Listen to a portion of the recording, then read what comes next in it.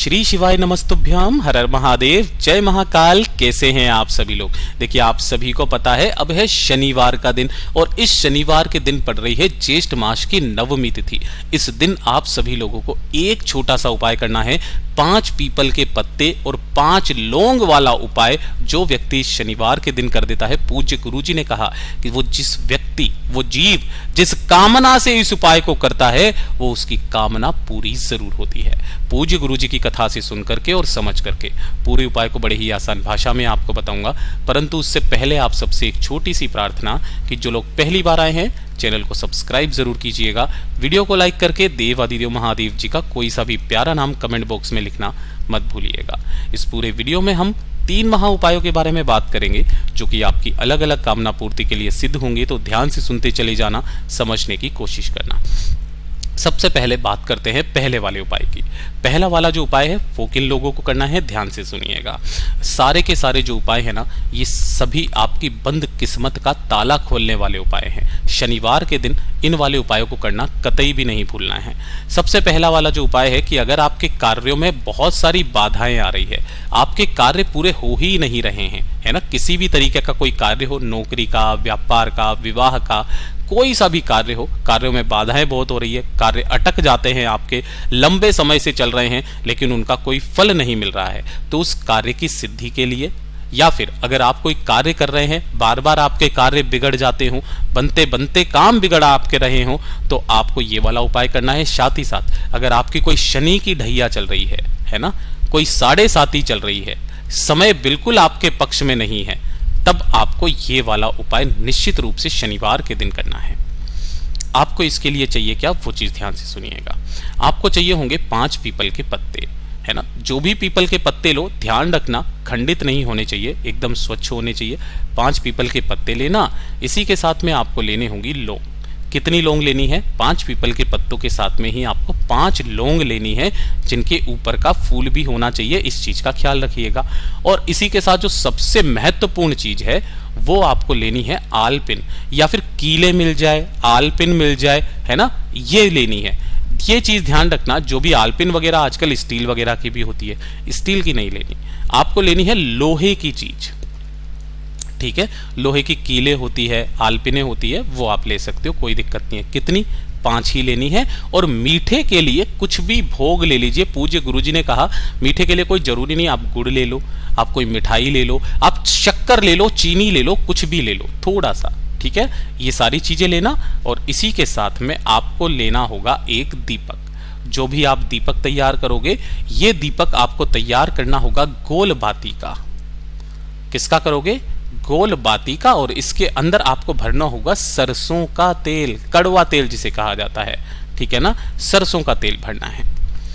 इन सभी को लेकर के आपको पहुंचना होगा कहां? किसी भी शनि महाराज जी के मंदिर में। अगर शनि महाराज जी के मंदिर नहीं जा सकते हो तो किसी भी पीपल के पेड़ के नीचे पहुंच जाना, क्योंकि शनिवार के दिन पीपल के पेड़ के नीचे शनि महाराज जी का वास होता है। जैसे ही आप यहां पर पहुंचेंगे, सबसे पहले जो आपने एक दीपक लिया है, उस दीपक को आपको शनि भगवान जी के सामने अपनी कामना कह करके प्रज्वलित कर देना है ना। ये वाला जो जैसे ही आप दीपक प्रज्वलित कर दो, उसके बाद में आपको लगाना है भोग। और यहाँ पर जिस कामना से आप करते हो ना किसी भी कार्य सिद्धि के लिए, तो भोग लगाने का एक नियम कहलाता है। 5 पीपल के पत्तों को आपको इन्हीं के सामने इस तरीके से रख देना है, ठीक है ना। और 5 पीपल के पत्तों को रख करके एक एक लौंग इसके ऊपर रख देनी है, प्रत्येक पत्ते के ऊपर। इसी के साथ में आपको एक एक आलपिन इन्हीं के ऊपर रख देनी है ना। और मीठे के लिए जो भी भोग है ना, वो थोड़ा थोड़ा सा भोग आपको प्रत्येक पीपल के पत्ते पर, 5 पीपल के पत्तों पर आपको इसी तरीके से भोग रख देना है। सामने रख करके ये जो दीपक होता है, इस दीपक को आपको अपने हाथों से उठाना है और इन सभी पीपल के पत्तों के ऊपर से 7 बार आपको घुमा देना है ना। 7 बार घुमा करके समक्ष में फिर से वापस इस दीपक को यहां का यहीं लगा देना है, ठीक है। जब भी आप यहां पर पीपल के पत्तों पर इस दीपक को आप घुमाओगे, तब एक मंत्र का स्मरण करना है, वो है ओम शनि शनेश्चराय शनेश्चराय नमः, ठीक है। इस मंत्र का आपको कंटिन्यू स्मरण करते रहना है। 2 मिनट वहां पर बैठ करके आपके जो भी कार्यों में बाधाएं आ रही है, कार्य सिद्धि नहीं हो रही है, काम बिगड़ रहे हैं, शनि की ढैया चल रही है, 7.5 चल रही है, जो कामना है वो कामना कह करके वापस घर की तरफ चले आ जाइएगा। चाहे कितने भी कैसे भी काम क्यों ना हो, आपके बनते चले जाएंगे। पूज्य गुरु जी का बहुत अद्भुत और अचूक उपाय है, जरूर कीजिएगा। बात करते हैं दूसरे वाले उपाय की। दूसरा वाला जो उपाय है ना, ये होगा बीमारी को लेकर के शनिवार के दिन का सबसे अचूक उपाय। कि कोई बीमारी है, लंबे समय से चली हुई आ रही है और आप उस बीमारी से मुक्त होना चाहते हो, आप चाहते हो कि आपके शरीर में कोई रोग ही ना रहे, सारे रोगों से आपका शरीर मुक्त हो जाए, तो शनिवार के शनिवार एक छोटा सा उपाय करना स्टार्ट कर दीजिए।